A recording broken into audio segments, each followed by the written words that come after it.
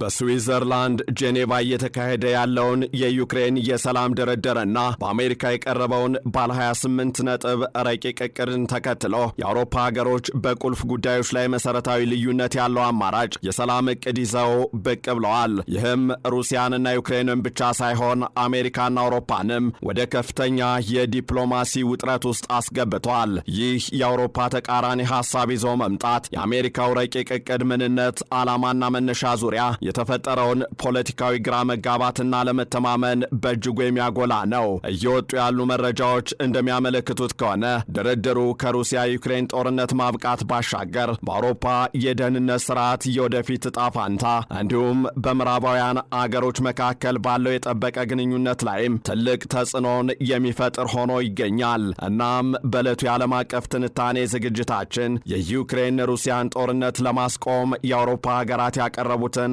አማራጭ ዕቅድ ከአሜሪካው ባለ 28 ነጥብ ዕቅድ አንጻር ያለውን ልዩነትና አንድምታዎች እንመለከታለን። ከዕለቱ የዓለም አቀፍ ትንታኔ ዝግጅት ጋር ታሪኩ ጋሹ ነኝ።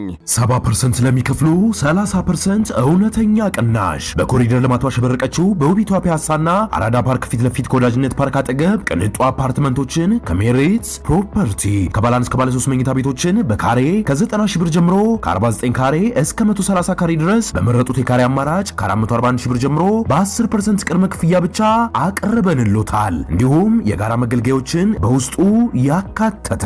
ምን ይጠብቃሉ? አሁኑኑ ከታች ባለው ስልክ ቁጥር ይደውሉ።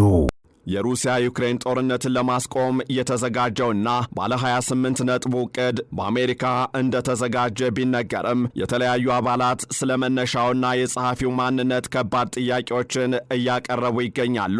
ዕቅዱን ያረቀቁት የቭላዲሚር ፑቲን ልዩ መልእክተኛ ክሪል ዲሜትሪቭ ከትራምፕ ልዩ ተወካይ ስቲቭ ዊትኮፍ ጋር መሆናቸው ተገልጿል። የአሜሪካው የውጭ ጉዳይ ሚኒስትር ማርኮ ሩቢዮ ዕቅዱ መጀመሪያ በሞስኮ እንደተጠነሰሰ አምነው ከዚያም አሜሪካ ጸሐፊው ነች ብለው መናገራቸው፣ ከዚያ አልፎም የአሜሪካ ሴናተሮች ሩቢዮ ዕቅዱ የአሜሪካ ሳይሆን የሩሲያ ሰነድ ነው ብለው እንደነገሯቸው መግለጻቸው በጉዳዩ ላይ ያለውን የእውነታዎች መደበቅ ያመላከተ ሆኗል።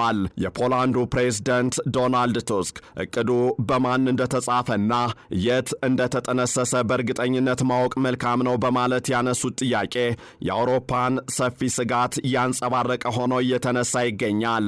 ይህ ግራ መጋባት አሜሪካን በተለይም የትራምፕን አስተዳደር በሩሲያ ፍላጎት መሰረት ዩክሬንን ወደ ድርድር ለማስገባት እየሞከረች ነው በሚል ሰፊ ትችት ውስጥ ከቷታል። የአሜሪካው ረቂቅ ዕቅድ ዩክሬን ግዛቷን ለሩሲያ እንድታስረክብ፣ የጦሯን መጠን እንድትገድብ እንዲሁም በክሬምሊን ላይ የጦር ወንጀል ክስ እንዳትመሰርት የሚጠይቁ በአጠቃላይ ለሩሲያ የሚያደሉ ነጥቦችን የያዘ መሆኑ ይህንን ጥርጣሬ ያጠናክረዋል። ይህ በእንዲህ እንዳለ የአውሮፓ ሀገሮች ያቀረቡት አማራጭ የሰላም ዕቅድ በአሜሪካው ሰነድ ውስጥ የዩክሬንን ሉዓላዊነት የሚያሳንሱ ነጥቦችን በመቃወም ላይ የተመሰረተና መሰረታዊ ለውጥንም ይዞ የመጣ ተደርጎ ተወስዷል። ከዚህ ጋር በተያያዘም በተለይም ግዛትና ድንበርን በተመለከተ የአውሮፓ ዕቅድ በግዛት ዙሪያ የሚደረጉ ድርድሮች የተኩስ አቁም ስምምነት ከተደረገ በኋላና በአሁኑ የፊት መስመር ወይም ላይን ኦፍ ኮንታክት መጀመር እንዳለበት ይገልጻል። ይህ በአሜሪካው ዕቅድ ውስጥ ኪየቭን ከዶንባስ ከተሞች እንድትወጣ የሚጠይቀውን ነጥብ ይሽራል። በሌላ በኩል ደግሞ የጦር ኃይል መጠንን በተመለከተ የአውሮፓው ሰነድ የዩክሬንን ጦር በሰላም ጊዜ በ800 ሺህ ወታደሮች እንደሚገደብ ይገልጻል። ይህም ከአሜሪካው ረቂቅ በ200 ሺህ ብልጫ ያለው ሆኖ ይነሳል። ከዚህ አልፎም የኔቶ አባልነትን ወይም የሰሜን አትላንቲክ ጦር ቃል ኪዳን አባልነት ጉዳይን በተመለከተ የአውሮፓ ዕቅድ የዩክሬን የኔቶ አባልነት ጥያቄን አያግድም። ምንም እንኳን በአባልነት ላይ ስምምነት እንደሌለ ቢጠቁምም የአሜሪካው ረቂቅ ግን ይህንን ዕድል ለመገደብ የሚያስችሉ ሐሳቦችን ያንጸባረቀ ተደርጎ ተወስዷል። እናም ከዚህ አንጻር ሲታይ የአሜሪካው ዕቅድ በአውሮፓ ከቀረበው ዕቅድ ጋር ፍጹም ተቃራኒ ሆኖ ሊወሰድ ይችላል። ከዚህ በተጨማሪም የሩሲያ ንብረቶች አጠቃቀምን በተመለከተ የታገዱት የሩሲያ ንብረቶች ዩክሬንን መልሶ ለመገንባት ሙሉ በሙሉ እንዲውሉ ይጠይቃል። ይህም የንብረቱን የተወሰነ ክፍል ለአሜሪካ ባለሀብቶች የመስጠት ሐሳብን ይቃወማል። ከዚህ አንጻርም ዩክሬን አሜሪካ ካቀረበችላት የሰላም አማራጭ ዕቅድ ይልቅ በአውሮፓ በኩል የቀረበው የሰላም አማራጭ ዕቅድ የተሻለ ሆኖ ታገኘዋለች እንደማለት ነው። ወይም ለዩክሬን የተሻለ አማራጭ ዕቅድ ሆኖ ሊወሰድ ይችላል ማለት ነው። ከዚህ ባሻገርም ሌሎች ቁልፍ ጉዳዮችንና ሐሳቦችን በተመለከተ የዛፖሬዥያ የኒውክሌር ኃይል ማመንጫ ለዓለም አቀፉ አቶሚክ ኃይል ኤጀንሲ ወይም IAEA ተላልፎ በሞስኮና በኪየቭ መካከል 50-50 እንዲከፋፈል እንዲሁም ሩሲያ ዘላቂ ሰላምን የምታከብር ከሆነ ከ2014 ጀምሮ የተጣሉባት ማዕቀቦች ቀስ በቀስ እንዲነሱና ወደ G8 ወይም ቡድን 8 አባልነት እንድትመለስ ዕድል ይሰጣል። እናም የአውሮፓ ባለስልጣናት በግል ውይይቶች የአሜሪካው ረቂቅ የዩክሬንን ሉዓላዊነት ያሳንሳል እንዲሁም አደገኛ ዓለም አቀፍ ቅድመ ሁኔታን ይፈጥራል በማለት ተችተዋል።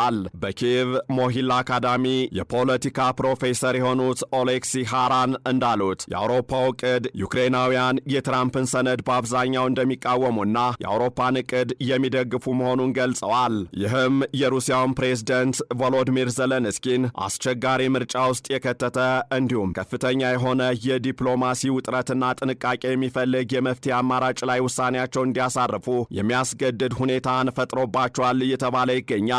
ከዚህ አንጻር የአሜሪካው የሰላም ዕቅድ ለፕሬዝደንት ዘለንስኪ የማይቻል ምርጫ ሆኖ እንደገጠማቸው ተሰምቷቸው ነበር። ይህም የብሔራዊ ጥቅምን መክዳት ወይም ዋሽንግተንን የመሰለ ዋና አጋርን ማጣት ነው። የትራምፕ ምንም አይነት ምስጋና የማያቀርቡ ናቸው የሚል ንግግር የዩክሬንን ጥገኝነትና አጣብቂኝ ውስጥ መግባት ፍንትው አድርጎ ያሳያል እየተባለም ይገኛል። ፕሬዝደንት ዘለንስኪ ትራምፕን በግል በማመስገንና የአሜሪካ ቡድን እኛን እንደሚሰማ ምልክቶች እንዳሉ መግለጻቸው በአሜሪካ ላይ ያላቸውን ወሳኝ ጥገኝነት እየጠበቁ ስጋታቸውን ለማስተላለፍ ያለባቸውን ስሱ ዲፕሎማሲያዊ አካሄድ ያንጸባርቃል። ይህ የአውሮፓ አማራጭ ሐሳብ መምጣት ዘለንስኪን ከከፍተኛ የአሜሪካ ግፊት እፎይታ የሚሰጥ ሲሆን በድርድሩ ጠረጴዛ ላይም የኪቭን ድርሻ ያጠናክራል እየተባለ ይገኛል። የአሜሪካው ወገን ሩቢዮ በጣም ብሩህ ተስፋ እንዳለውና ትልቅ መሻሻልና ተስፋ ሰጪ ሁኔታዎች መስተዋላቸውን በመግለጽ የትራምፕ ቀደም ሲል የነበረውን